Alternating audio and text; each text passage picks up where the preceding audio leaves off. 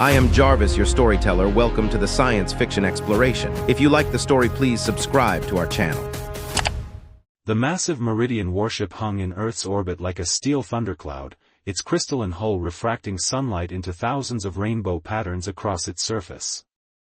On its bridge, High Commander Vexthor clicked his mandibles in disappointment as he studied the primitive defenses of the blue planet below. His species had expected more from the civilization that had recently achieved faster-than-light travel. Their orbital platforms are utilizing projectile weapons, his tactical officer, Zartul, reported with barely concealed disdain. Primitive kinetic artillery and chemical propellants. No plasma arrays, no quantum cannons, not even basic particle accelerators. Vexthor's secondary eyes blinked in sequence, a gesture of Meridian amusement. Send the standard ultimatum. Let's make this quick. In her laboratory deep within the Cheyenne Mountain Complex, Dr. Eleanor Wright was elbow-deep in what looked like a washing machine filled with quantum stabilizers when the first transmission came through. The klaxons nearly made her drop the experimental device she'd been tinkering with for the past 3 months. Dr. Wright to the command center immediately, the intercom crackled. The urgency in the voice made her stomach turn. Commander Jace Harrison was already there when she arrived, his weathered face illuminated by the glow of multiple screens showing the alien vessel. At 53, Harrison had seen enough combat on Earth to know when they were outmatched. This was one of those times. They're calling themselves the Meridian Alliance, Harrison said without preamble. Apparently, we've entered their sphere of influence by achieving FTL travel. They're demanding our immediate surrender and integration into their empire. Eleanor studied the readings from the alien ship. Their energy output is impossible. We can't match that with conventional weapons. Conventional being the key word, Dr. Harrison's eyes held a glimmer of the same madness that had made him famous during the Third Gulf War. What about your project? Eleanor's eyes widened. Project Household? But that's not, it's just theoretical. We were studying how everyday items interact with quantum fields. It's not a weapon. Everything's a weapon if you're creative enough, Harrison grinned. And from what I'm seeing of their defenses, they're expecting missiles, lasers, maybe some experimental plasma weapons. They're not expecting, well, whatever the hell you've been doing with those washing machines. The Meridian ultimatum gave Earth 24 hours to surrender. It took Eleanor and her team 12 hours to modify their quantum-enhanced household appliances into weapons. The theory was simple: everyday items, when exposed to specific quantum fields, could develop properties that defied conventional physics. A washing machine's spin cycle, properly modified, could create localized temporal distortions. A microwave's heating element could generate quantum entanglement fields. This is insane, Eleanor muttered as she watched the military loading her modified appliances onto fighters. We're going to fight an advanced alien civilization with quantum-enhanced kitchen appliances. Harrison watched the preparations with satisfaction. The best weapons are the ones your enemy doesn't recognize as weapons. Their shields will be calibrated for military-grade hardware, not this. The first battle began exactly 24 hours after the ultimatum. The Meridian ships descended into the atmosphere, their shields glowing with confidence, ready to demonstrate their superiority over this primitive world. They weren't prepared for the squadron of Earth fighters that launched what appeared to be common household appliances into their midst. Their advanced targeting systems dismissed the objects as debris, their shields calibrated to stop energy weapons and high-velocity projectiles, not quantum-enhanced washing machines spinning at impossibilities per minute. The first temporal distortion bubble caught the lead Meridian ship completely off guard.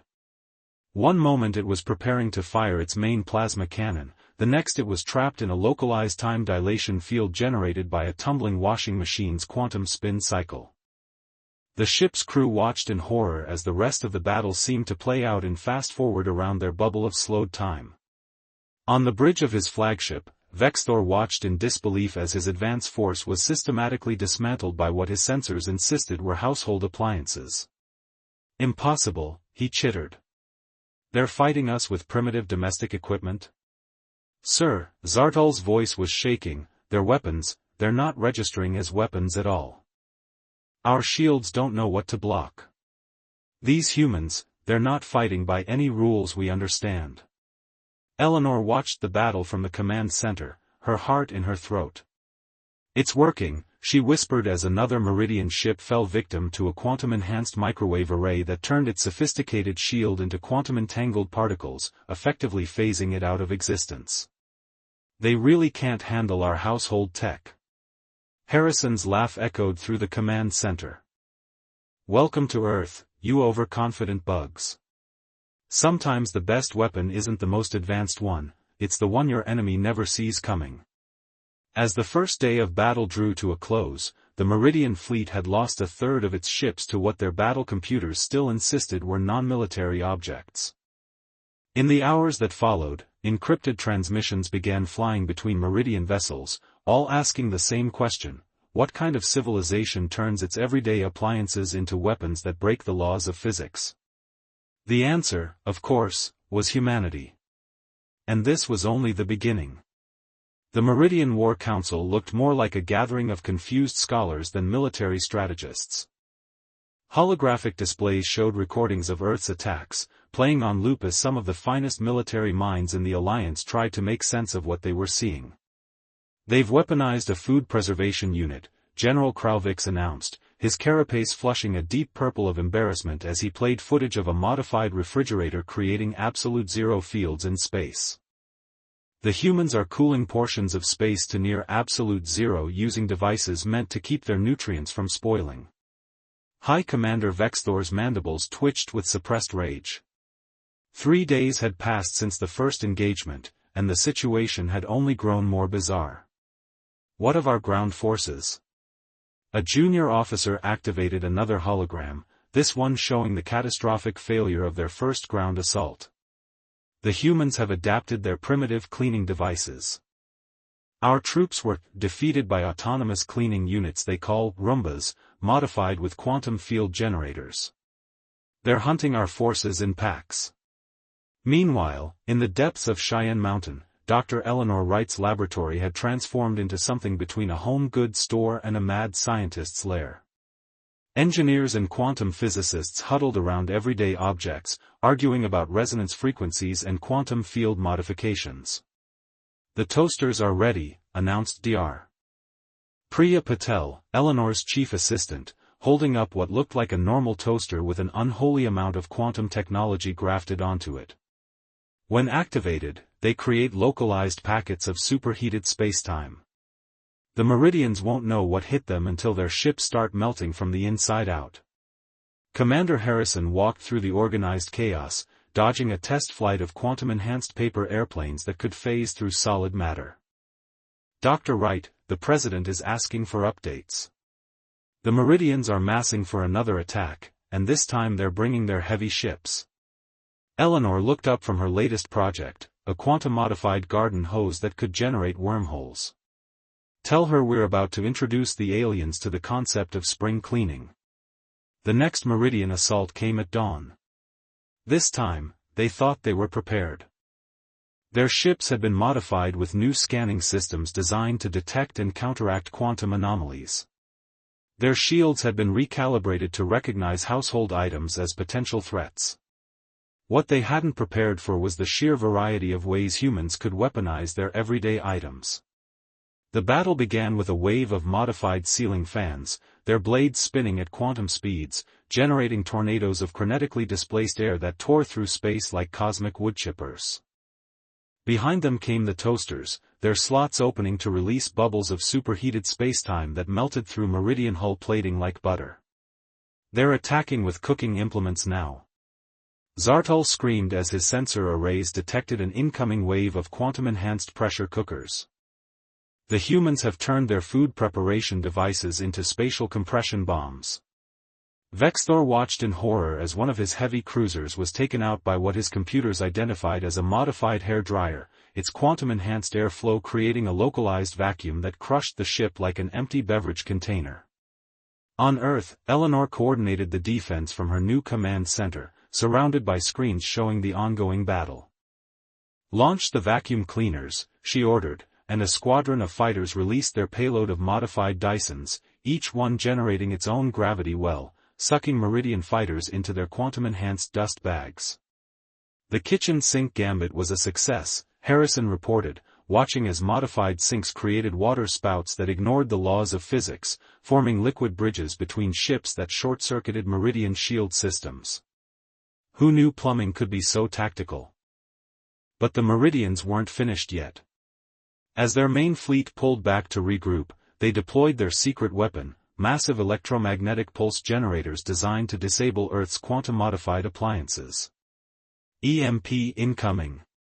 Eleanor shouted as the sensors lit up. But she was smiling. "Activate Project Rubber Duck." Across Earth's orbital defense grid, thousands of modified bath toys activated. The incoming electromagnetic pulse hit a wall of quantum-enhanced rubber ducks, their synthetic materials transformed into perfect energy absorbers. The pulse was caught, redirected, and channeled through a network of modified power strips that sent it right back at the Meridian fleet. "Impossible," Vexthor whispered as his ship systems began to fail, taken down by their own weapon reflected back by children's bath toys. Their level of innovation, it defies all military doctrine. As the Meridian fleet retreated once again, the war room in Cheyenne Mountain erupted in cheers. But Eleanor was already focused on her next project, studying the schematics of an ordinary blender with a gleam in her eye that made nearby engineers nervous. "You know what they say, Commander," she said to Harrison as he approached her workstation. "If you can't stand the heat, stay out of the quantum-enhanced kitchen." Harrison looked at the increasingly bizarre collection of modified appliances around them, from quantum blenders to relativistic spatulas. "I don't think anyone has ever said that, Doctor." "Well, they're saying it now." Eleanor picked up a modified coffee maker that could generate miniature stars. The Meridians wanted to see humanity's weapons. Instead, we're showing them our homes. And that's the last place they expected to find their defeat. The Meridian High Council had convened an emergency session, the first in 3 centuries. The chamber's crystalline walls reflected the agitated colors of dozens of high-ranking officials, their carapaces shifting through shades of anxiety and embarrassment as they reviewed the latest battle reports. Supreme Strategist Ixilvan, recently arrived from the Meridian homeworld, stood before the assembly. "Our military doctrine has failed us," she announced, her normally iridescent shell a dull gray of distress. "In attempting to match the humans' unconventional warfare, we have lost 16 capital ships to. She paused, mandibles clicking in disbelief as she read from her report. "To quantum-enhanced lawn sprinklers and something called a waffle iron." On Earth, the situation was far from triumphant despite their successes. Gar.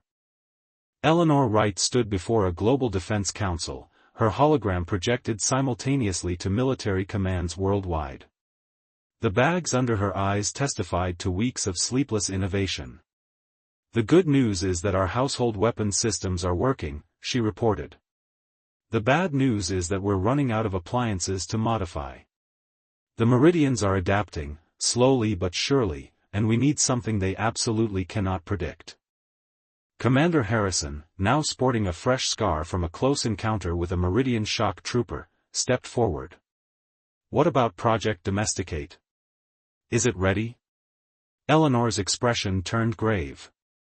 "It's ready, but it's also insane. We're talking about linking every smart home system on Earth into a single quantum network. Every IoT device, every smart fridge, every digital doorbell, all transformed into a planetary defense grid." In orbit, the Meridian fleet was regrouping for what they hoped would be their final assault. High Commander Vexthor had staked his reputation on this attack, bringing in the pride of Meridia, a dreadnought the size of a small moon. Its hull was specifically designed to resist quantum manipulation, its shields calibrated against every form of household item the humans had thrown at them. "Let them try to defeat this with their primitive appliances," Vexthor declared, his carapace glowing with confidence. The attack began at midnight GMT. The Pride of Meridia led a formation of over 300 ships, their weapons charged, their crews ready for anything the humans might throw at them. Anything except what actually happened. Dr. Priya Patel's finger hovered over the activation key for Project Domesticate. Every smart device on Earth is networked and quantum-enhanced. On your command, Dr. Wright. Eleanor took a deep breath. Let's show them what a real smart home can do. Activate the system. Across the planet, millions of smart devices simultaneously activated. Digital assistants began calculating quantum trajectories. Smart thermostats generated thermal lances that could pierce battleship armor. Ring doorbells created surveillance networks that could track ships through hyperspace. Smart refrigerators coordinated to generate a planetary shield grid made of quantum-enhanced cold spots. In orbit, Vexthor watched in horror as his tactical display became a chaos of readings. What are they doing? These energy signatures, they're coming from everywhere. The Pride of Meridia shuddered as it was caught in a crossfire of quantum effects. Smart garage doors across North America opened dimensional portals around the massive ship. Smart speakers from Asia generated harmonic frequencies that disrupted its shield matrix.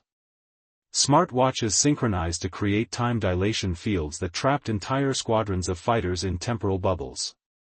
Sir. Zartal's voice cracked with panic.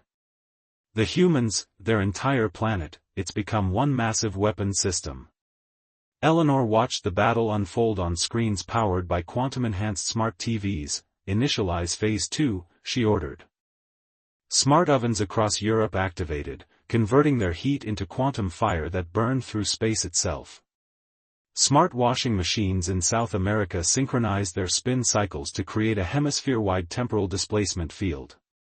Smart light bulbs pulsed in perfect harmony, generating a web of quantum-entangled photons that wrapped around Meridian ships like steel cables.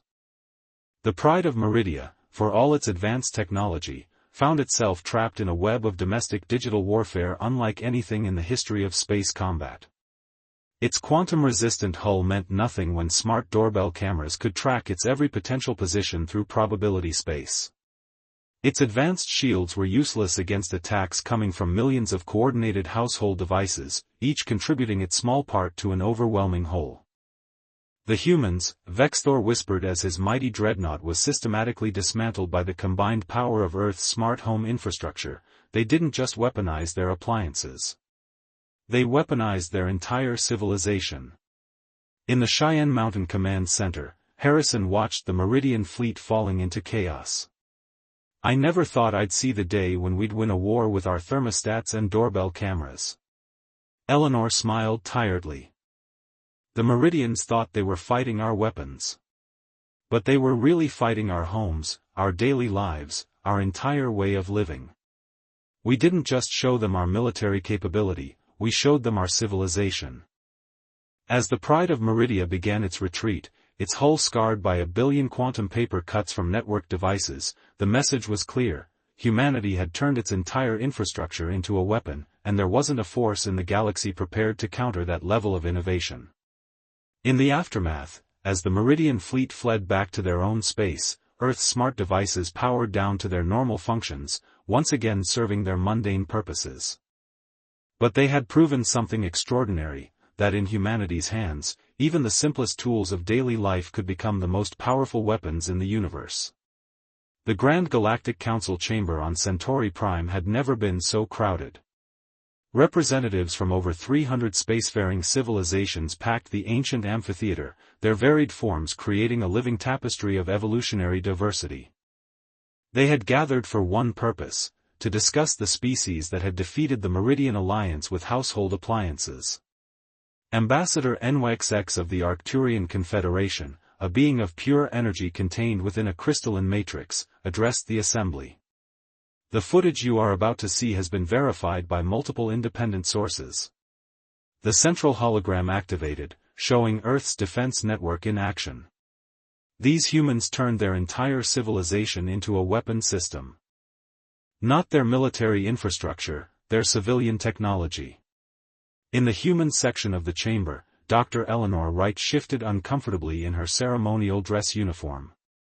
Next to her, Commander Harrison watched the assembled aliens with military precision, noting their reactions to the footage. Observe, NYXX continued, how they adapted their primitive cleaning devices into quantum weapon platforms. The hologram showed a swarm of modified Roombas taking down a Meridian dropship. Their strategic doctrine appears to be, anything can be a weapon if you're creative enough. A representative of the Silicon Consciousness, a collective of artificial intelligences, raised their avatar's hand. Query: does this not violate the fundamental principles of technological progression? Analysis: species should develop military technology along predictable paths. Conclusion: humans are an anomaly. Eleanor was invited to respond. Standing at the central podium, she faced the assembled galaxy's greatest powers. With respect to the Silicon Consciousness, we don't believe in predictable paths. Humanity has always excelled at finding unexpected solutions. We don't just think outside the box, we question why there needs to be a box at all. The chamber erupted in multilingual murmuring. A Vega Prime diplomat, their tentacles waving in agitation, spoke next. But what prevents you from turning everything into a weapon? How can any civilization feel safe knowing that humans might weaponize anything? Harrison stepped forward. That's exactly the point. We don't want to weaponize everything. We want peace. But if threatened, we will use whatever tools we have at our disposal to defend ourselves. Our greatest strength isn't our ability to turn household items into weapons, it's our ability to innovate under pressure. In the weeks that followed, Earth became an unlikely diplomatic hub. Alien scientists arrived in droves, not to study Earth's military technology, but to examine its coffee makers and toaster ovens. Every mundane human device was suddenly of intense galactic interest. Dar. Priya Patel found herself hosting a workshop for alien engineers, explaining the principles behind Project Domesticate. The key wasn't the individual devices, she explained to a group that included silicon-based life forms and beings of pure thought. It was our ability to see beyond their intended purpose. Every tool is just that, a tool. Its purpose is defined by necessity. The Meridian Alliance, humbled by their defeat, sent a delegation to Earth. Led by former High Commander Vexthor, now serving as a diplomatic envoy, they came not seeking revenge but understanding. We had classified your species as primitives, Vexthor admitted during a state dinner where he watched in fascination as humans used quantum unchanged forks to eat. Now we realize that was our greatest mistake. You showed us that true advancement isn't about having the most powerful weapons, it's about having the most adaptable minds. Eleanor's lab had become a site of interstellar cooperation. Alien scientists worked alongside human engineers, not to develop weapons, but to explore new ways of thinking about technology. A Centaurian physicist had an existential crisis when introduced to a rubber duck, spending 3 days contemplating the philosophical implications of a bathing toy that was also technically a quantum superweapon. Your species, the physicist finally declared, has achieved something remarkable. You've forced the galaxy to question every assumption about technological progress and military doctrine. The diplomatic consequences extended beyond military matters. Trade agreements were hastily revised to classify human household items as dual-use technology. Some species began incorporating human-style innovation into their own development programs. A group of vegans successfully repurposed their atmospheric processors using principles learned from Earth's kitchen appliances. Harrison found Eleanor in her lab late one night, helping a team of alien scientists understand the profound implications of a quantum-enhanced pizza oven. You know what the real victory was? He asked. Eleanor looked up from her work. We didn't just show them our strength, she said. We showed them our homes, our daily lives, the simple tools we use to make our lives better. And in doing so, we made them see us as people, not just another military power. The galaxy had expected Earth to either remain a primitive backwater or to develop along predictable technological lines. Instead, humanity had demonstrated that true advancement could come from the most unexpected places, even from the kitchen sink. As alien diplomats and scientists continued to flood Earth, one thing became clear: humanity had earned its place among the stars not through overwhelming force, but through overwhelming creativity. And that, perhaps, was the most powerful weapon of all. 5 years after the Meridian conflict, Earth had transformed from a planetary backwater into the galaxy's innovation capital. The skyline of New Geneva, humanity's first metropolitan center for interstellar diplomacy, reflected this transformation. Crystalline spires of alien design stood alongside everyday Earth buildings, their windows gleaming with the same quantum-enhanced technology that had once defended the planet. Eleanor Wright stood at the window of the newly established Terran Innovation Institute, watching as ships from across the galaxy arrived for the first Galactic Innovation Summit. Below, in the Institute's vast halls, beings from hundreds of civilizations gathered to discuss what had become known as the human approach to technology. "They're still trying to understand us," Commander Harrison said, joining her at the window.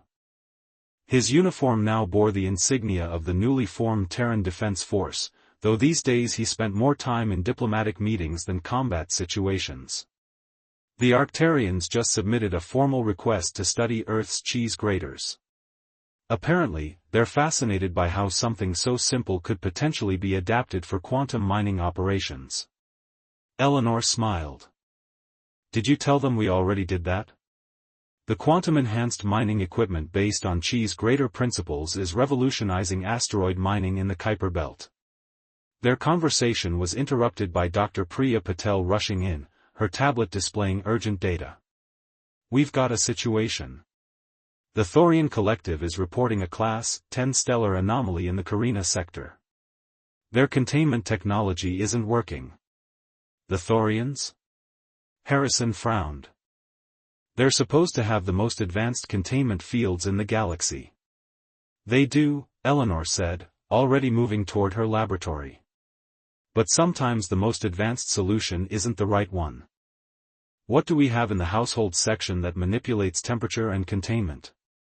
3 hours later, the Thorian stellar anomaly was successfully contained by a modified network of human refrigerators and Tupperware containers, their quantum-enhanced properties creating a stable containment field that conventional technology couldn't achieve.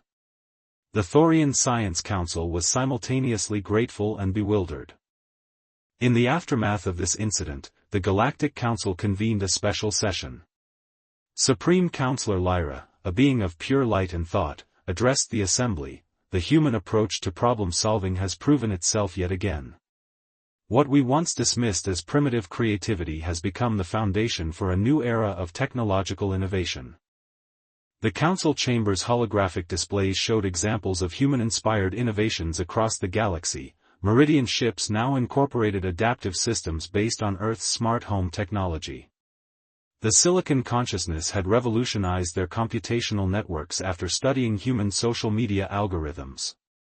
Even the mysterious Quantum Collective had begun experimenting with what they called simplified complexity after analyzing human board games. "But there's something more important than the technological advances," Eleanor addressed the council. "We've learned from each other. Humanity's greatest strength wasn't our ability to turn toasters into weapons or refrigerators into containment fields.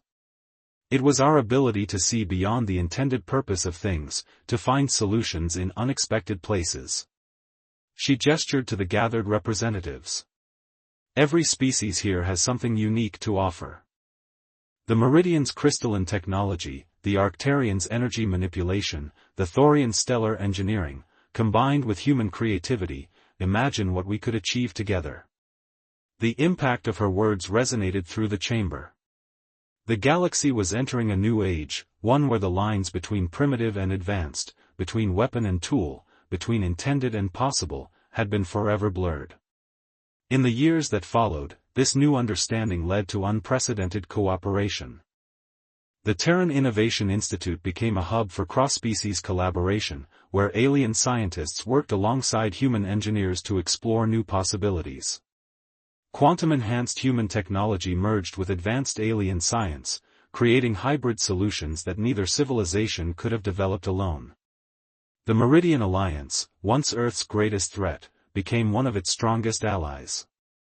Former High Commander Vexthor, now serving as the Meridian Ambassador to Earth, often joked that his species had learned more from studying human kitchen appliances than they had in a millennium of conventional military research.